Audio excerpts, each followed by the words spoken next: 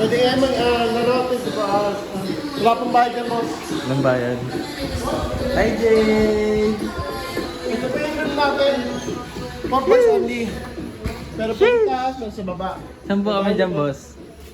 Iwalay po ang boys sa girls, boss. Saan po? Iwalay po ang boys sa girls. Ay, walay! Oo, hindi po pwede nga na mag-asama. Ah, sige.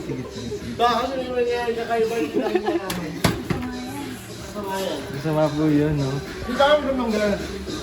Ano po mayroon dyan, boss? Ah, dyan yung room ng girls, boss. Pares na yan, boss. Isa lang sa inyo, kabilaan lang. Mamamas din. Kung gusto nyo Natulog kayo? Natulog na kayo? Si mami.